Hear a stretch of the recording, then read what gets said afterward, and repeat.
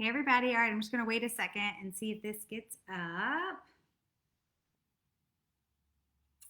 All right. Hi guys.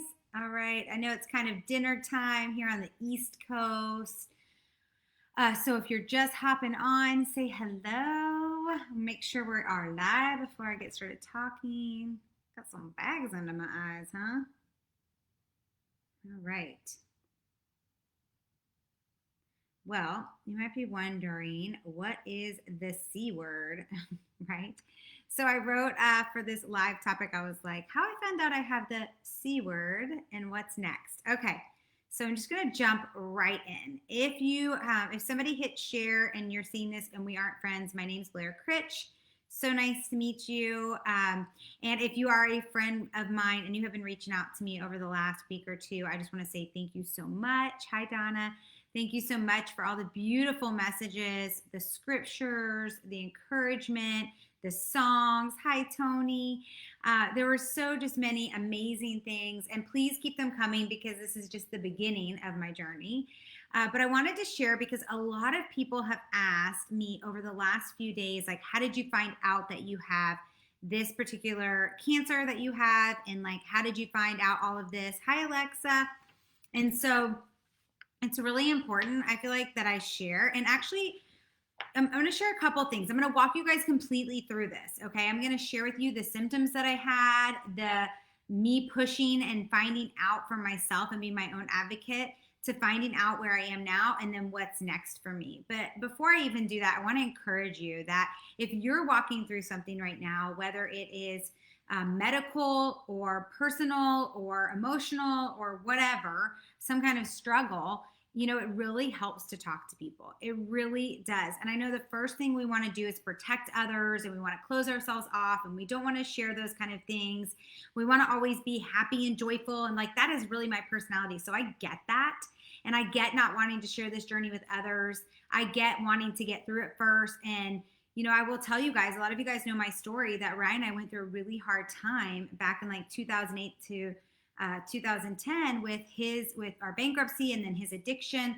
And during those times, it wasn't really my story to share because we are both going through it. But this time, this is something that I'm going through. And although Ryan is here supporting me and loving me through it, it is my journey, right? Hi, Amy. Hi, Michelle. It's my journey. That actually makes me like want to tear up, but it's my journey. And so I feel very convicted and very clear from God that I'm supposed to share every single step of this journey and be open so that everybody can see the amazing power of God, the amazing power of prayer, the amazing power of community, the amazing power of people coming over one another. I've had so many people outpour with love, with messages, with cards, with dropping off meals for our family, things like that, flowers, even cupcakes sent to our house from some of our friends, like just so much love and support. And I think it's so important that we see that and that we know that we are not alone and that you are not alone if you're going through something. So I just wanted to share that first.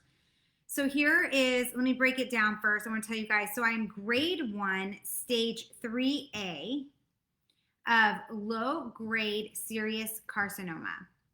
It is considered ovarian cancer, but it is a rare stage of it because it is low grade serous carcinoma and most people would have a high grade. On top of that, mine is acting aggressive because it is spreading. Like they found it outside of my bladder and in some other cells that they took out of me when they did my hysterectomy. So I'm going to back up and share the symptoms because here's one thing, women, especially women out there and even men, because I have heard that this happens a lot with prostate cancer as well. But for women, I know that when you have, maybe cervical cancer or ovarian cancer, the signs are very subtle. And there are things that a lot of people will be like, oh, that's because you're getting old, or oh, you're doing too much of this and that. And you'll hear that in my story. And I hope that you share this with other people because, man, I'm so glad I know my body and I listened to my own instinct and I decided to make sure I got the help that I thought I deserved and that I needed. So it started at the end of July. Now, I have always been very aware of my body. If I have a cyst, which I've had a few on my ovaries before, I pretty much always know because I'll have a little bit of a pressure there. I've had 2 C-sections, so I know that I have some scar tissue and things like that. But at the end of July, I felt something that felt different than that. And it also kind of felt like a urinary tract infection. Like I had this urgency to go to the bathroom all the time, but then I had this weird pain like in my lower right abdomen. And it was almost like if I didn't go to the bathroom quickly, and I'm talking, I was going to the bathroom like every 30 minutes, and something was coming out. It wasn't just like a little bit, like I was urinating normal. And it was like a sharp pain. As soon as I go to the bathroom, it would go away. And so I called up my doctor thinking it was just a urinary tract infection. I also had a little bit of back pain, and I also was so tired. Now, anybody that knows me knows like I am high energy. I take my vitamins. Like at 3 o'clock in the afternoon, I don't really ever crash. 8:30 or 9, I'm ready for bed. Okay, like that's normal, but I don't usually feel tired in the afternoon. So the fact that I felt this like overwhelming fatigue was so weird to me. But I thought, well, if it's a UTI, that's pretty normal. Like, your body's fighting something, like it's totally to be expected. So I did an over the computer thing and got some prescription. And after a week of being on the prescription, I didn't feel any different. And they were like, okay, wait 1 week more and then come in for a culture and an ultrasound. So I went into my OBGYN. Now, mind you, this last year I've had a clear pap smear, a clear mammogram, okay? But my dad did have cancer in January. Some of you might remember he went to the hospital and had to have Whipple surgery, and they found out that he had bile duct cancer, okay? So all of this plays into the story. So I fast forward, I come in to the OBGYN. They're like, yeah, your urine's fine, your culture's fine, nothing on the ultrasound. Actually, your cyst from last year is smaller than it was in January, so it's definitely not that. Why don't you go see a urologist? Let's start with the urologist, and then if that doesn't help, maybe it's digestive. And so I went to the urologist. He did an ultrasound on my kidney and my bladder. Everything was perfect. He did a test on my bladder. Everything was perfect. And then he did an internal exam and said that my pelvic wall was tight. Okay, this is a little bit funny, but he was like, basically you have a tight vagina wall. So he's like, you could go for physical therapy, right? But that was at the beginning of August. And I was like, gosh, I'm still kind of tired, but I'm feeling better. The end of August, I still was having that weird pain, and it was starting to come back. And now around mid-August, I found out that my dad had gone in for genetic testing at Cleveland Clinic to see what he had, see if he had any genetic mutations before possibly starting chemo this fall, because he hadn't done any chemo post-surgery. And he came up with the PALB2 gene. So a lot of you guys are probably familiar with the BRCA gene, B-R-A-C, I think it's called BRCA and BRCA2. A lot of times if women have that, then they're susceptible to breast cancer and ovarian cancer. And the one that's not really as familiar is the PALB2, and it's only been out, like they've only known about it since 2006. It generally goes along with pancreatic cancer, but you could have a small, like I'm talking like, I think it's 2 to 5% chance of having breast cancer or ovarian cancer with that one. So as soon as my dad got his results, I was able to go get tested at Cleveland Clinic for free, got tested, found out I didn't have the BRCA gene, but I did have the PALB2 gene. And my OBGYN called me right away and gave me all the information about that. She said, your insurance will pay for you to have a mastectomy. You can have a hysterectomy. But honestly, if you're not having any problems, I wouldn't recommend it because the percentage is so low. But I said to her, I'm still having that pain in my lower right abdomen. I would like to figure out what that is. And if a hysterectomy would help, let's do it, because it is not going away.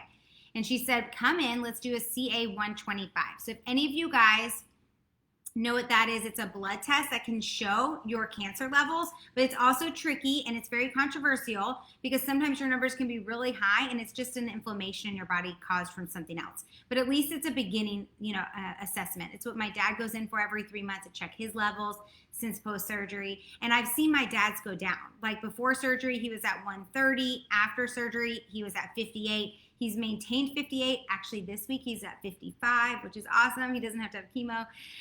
So I know what that test is, the CA-125.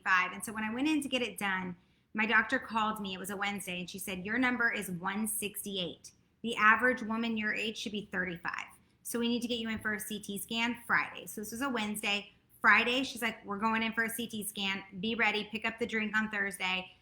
I did the CT scan, and the following week, at the beginning of the following week, that week, she called me and said, you have a 6-inch mass on your right ovary. Now, mind you, she did an internal exam at the end of July. So she said, this is serious because it means it has grown since then. And so that's when she referred me to an OBGYN oncologist. And I actually chose my own because I have some friends who love one down here in South Florida. Dr. Jason Gates is amazing as an OBG oncologist. So I went to see him. I found out from her on a Wednesday. I went to see him on Friday. He had already reviewed all of my stuff, and he said, we have to get this out immediately. He booked me for the following Tuesday for the hysterectomy. A lot of you guys have followed that journey. You know I went in for surgery. That's why I went in for surgery. So when I went in for surgery, while I was under and I was asleep, they took out the ovary, they took out my cervix, they took out my uterus, they took out my fallopian tubes because cancer can live in fallopian tubes. And they left just the one left ovary because while I was asleep, they ran the cells that they took out. They also found a lesion. They ran some cells from all of that, and it didn't show up as cancer. And so they thought, awesome, this looks good. Everything looks pretty normal here. He's had years of experience. The pathologist there at the hospital didn't see anything. But they still always send out your stuff. They send out your ovary. They send out some of your tissue from your organs. They send out some cells. They send out some lymph nodes. And they sent that out to a full pathology report. Well, I found out on my week report after my surgery last Tuesday when I went in for a week from my surgery that those cells were cancerous and they were low-grade serous carcinoma. But the fact that they were spreading and they were found outside of my bladder and some other areas is what was really concerning. And so that's when I found out that I have grade 1, stage 3A, low-grade serous carcinoma. So here's what's interesting. Even though, hi Ann, hi Christy, even though this is considered ovarian cancer because it's found in the ovaries, it's actually very different than ovarian cancer. You do not treat it the same way. You actually treat it more like breast cancer, which I found out today. I'm working with an amazing doctor that I was referred to by Dr. Jason Gates at Broward Health called, his name is Dr. Slamovitz. And he came from MD Anderson and then went to Miami, and now he is at Broward Health. He's only been there 2 months. Met with him and his team today, and they have a very clear vision for what they want for me based on my age, my genetics, what's going on in my body, and it's going to be 6 rounds of chemo. We're going to treat it very aggressively. 6 rounds of chemo, hopefully starting this week. So if you pray, please pray that I get in this week. It's all dependent on insurance. If not, thanks, Kelly. I'm doing it all without crying. And so I go in hopefully this week if insurance allows. It'll start every 3 weeks for 6 rounds of chemo. And then when that's done, they will go back in. They'll remove that left ovary that they left in. The reason they left that left ovary is because they didn't think there was any cancer and they didn't want to throw me into menopause, which I really appreciate. So now we got to go back in after chemo, take that out, check and make sure everything looks good, and then they will put me on a hormone blocker. If any of you guys have had breast cancer, you've probably been on a hormone blocker, so give me any of your feedback. I want to hear it, but I'll be on that for probably the rest of 2021, and then he feels really good that this is it. Like after we get through all of this, it might take 6 months to a year, he really feels like this will be it, and I will be good. And I'm praying that that is true. And they have so much more research on this particular low-grade serous carcinoma than they did just even 2 years ago. It's honestly unbelievable. And yes, thank you guys so much for all of you that are saying you're praying for me. You're sending me kind thoughts. I so appreciate it. I feel it. I feel so strong over the last 2 weeks. Even today when the doctor was telling me about what's going on and they walked me through the cancer center and I saw how people were getting chemo, I really have this overwhelming sense of peace. I mean, I feel like this is the right thing to do. Let's get it done. Let's get taken care of. I feel strong. I know I can handle it. But I'm not going to lie, when he said today that I was going to lose my hair, and like even just saying that, I can feel my throat get tight. Like that is scary, right? Like to think that like all of a sudden you're going to look different. You're going to feel different. I'm totally frightened of losing my hair. I'm just being straight up. It might sound like that's prideful. It's really not about being prideful. It's about really like, what will that be like, right? To have to really face yourself in the mirror and see that you're not well. Because I will tell you over this last journey of the last few months of pushing, and also I want to tell you guys this. When I went in to the OBGYN originally and I said, this is how I'm feeling, and everything came back clear, they were like, you know, you're getting close. You might be getting close to menopause and this and that. Then when I went to see the urologist, you know what he said to me when I told him I'm having that pain and that I'm urinating all the time? It's like, how much water do you drink? I'm like, 80 ounces. He's like, you're drinking too much water. Stop drinking so much water. And I was like, well, I feel good when I drink water. I need to drink water. So people will brush you off. You have to know your own self. You have to be your own advocate. It is so important that you do that. It is so important that you advocate for yourself and that you know what feels right and what doesn't feel right. And looking back, like I remember saying to Ryan at the beginning of August, like, I'm so tired. This is so not like me. Like, I wonder what's wrong. And, you know, you have to know your own self and your own body and be your own advocate. It's so important. So fast forward to the hair thing. I think the hair thing, the reason that kind of upsets me so much is because then I'll have to look at myself and like realize like, okay, yeah, you are actually battling something, right? Because yes, I might feel some of the things like last 2 weeks with surgery. Yes, I've had some pain. Yes, I've been a little bloated. Yes, I've been tired, things like that. But man, right? You don't really in your face see it. And when I will start to lose my hair, I'm going to in my face see it. And so will my boys, and so will my husband. And, you know, like, will you look beautiful and all those things? I mean, that is natural for us to feel. And I feel those things today and tonight. And that's rough. I mean, that's hard, right? Oh, I'm going to cry. So I can't stop thinking about all the people that are also like going through things. And I want to also say, you know, there's always somebody going through something harder, but don't minimize what you're going through either, because that was something I really worked on right before my hysterectomy. I realized I kept saying things like, this is no big deal. I mean, people are going through XYZ and people are going through this and, you know, at least it's not this. And then I realized like, you know what? It's okay for me to feel sad or to feel upset or to feel those things. It doesn't minimize somebody else's pain. And so it's okay to feel that way. The other thing too, oh my gosh, I had good news today. I was so worried I wasn't going to be able to take my Thrive experience. Those of you that know me know I've been on this 3-step vitamin supplement system for 6 years now. I know. I love you, Kelly. I love you guys. Thank you, Mindy. Mindy, you've been praying for me. I've been feeling it. But I have been taking the Thrive experience for 6 years now, right? And I was like, honestly, like so scared that I wasn't able to take it at all. And so I showed that to my doctor today. And he was like, no, you can't take the capsules. There's too much good stuff in there. But he's like, the probiotic shake, the lifestyle mix is totally fine to take. I am all for probiotics, and there's a few vitamins in there, and it's not high amounts, so yes. And then he also said I could take the Black Label DFT, which has 5-HTP in it during chemo, which is going to be huge for me because, listen, my body's going to be fighting. I'm probably not going to feel all that great. And so it's so awesome to know that I'll be able to at least take that, which makes me feel a little bit better about that process too. So listen, here's the thing that I want to say tonight. First of all, if you have been through something like this and you want to share with me, please do. If you know somebody who's been through this, like Christy, I thank you so much. Christy shared with me a friend of hers on Instagram who's a huge inspiration, who's been through a lot of this stuff and wears the most amazing, gorgeous wigs. Like, share it with me. If you know things that I need, please share it with me. And I would love to know those things, those tips. Some of you guys have shared with me what I need to make sure I bring on the day I go for chemo, right? So I'm so thankful. So please continue to share them with me. If you want to share scripture, if you want to share a song, if you want to share a verse, if you want to share a message, like, please do. They encourage me. They lift me up. They help me. If you reach out to me and I said to you, go check my live, it's only because I don't want to keep saying this exact story over and over again, and not because I don't want to share it with you. That's really why I came on here tonight. It's because so many people were like, well, how'd you find out you had it? How'd you know you had something? Like, what was going on? Right? Betty, I hear you. She had breast cancer last December. How are you doing now? Tell us. Reply underneath that. We want to know how you're doing. But I know that it's really important that as women, a lot of the symptoms that you feel with ovarian cancer can be very easily ignored. Now looking back, I did have abdominal bloating. I thought it was just the foods I was eating. I was even playing around with what I was eating this summer.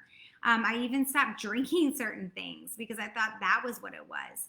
One of the other things that I was noticing is that I had like a hardness down on my lower right abdomen, and my doctor and this physical therapist were like, oh, that's just your scar tissue. You just need to massage it more. Like, no, that was actually a mass growing. Some of the other things that I noticed was that I was like, not like gas, like tooting, but like gas, like I would burp a lot. Like I would eat and I would just like burp, which is not really like me. I noticed that. The fatigue I noticed, the urgency of going to the bathroom. Oh my gosh, I still have that. I'm hoping that goes away with chemo. It's like every 30 minutes I go pee. And I do drink a lot of water, but it's a bit ridiculous. So, it's just super interesting how we need to know our own bodies and really be aware of it and take time to be quiet and alone with yourself and, go through all of that. So let's see. I know you have experience with, you tagged somebody. Thanks, Alexa.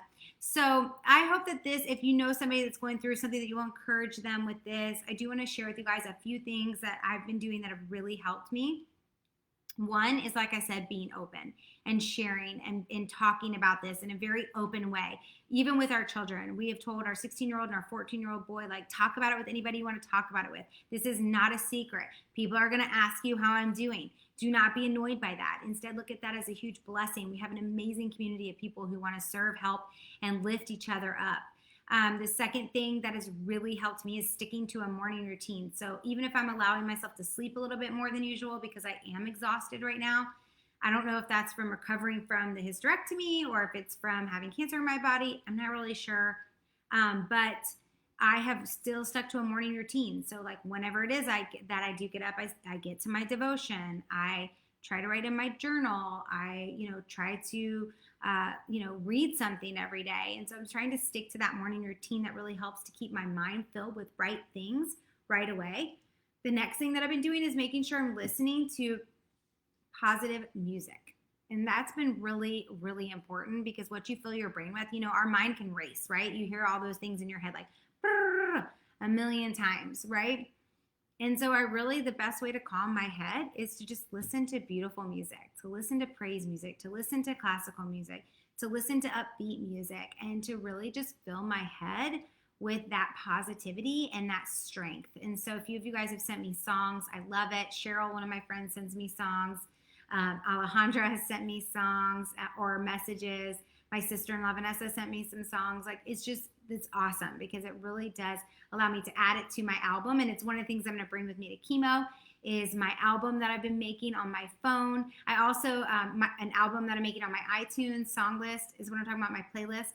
But I also made an album on my phone. This is another thing that has really helped me. Anytime somebody sends me scripture or I find scripture or a positive post or anything, I'm saving it to an album called Journey on my phone, in my photo album on my phone. And it has really been awesome because when I'm just sitting alone or I'm sitting thinking about something, or maybe while I'm at chemo, I'll be able to look at that and be not only lifted up by what I'm reading, but also reminded about all the people that are literally behind me and praying for me. And that just fills up my cup. It makes me feel so loved and so thankful for all of you guys. And I feel overwhelmed. Honestly, when I think about all the love and everything that people have done for me, it's overwhelming more than it is scary. So I thank you all so much for that because the love is what makes me not think about the fear or being scared or being nervous. Instead, I just keep thinking about how loved I am and how awesome this community is and how amazing the friends are that I've been able to create online and offline. And I just hope that as I go through this journey that I'll be able to inspire others, that I'll be able to share with others, that I'll be able to move you closer to your faith and help you see things that are just amazing out there, right? So, yes, I can add Carrie Underwood, Champions, on my playlist, girl. You know it.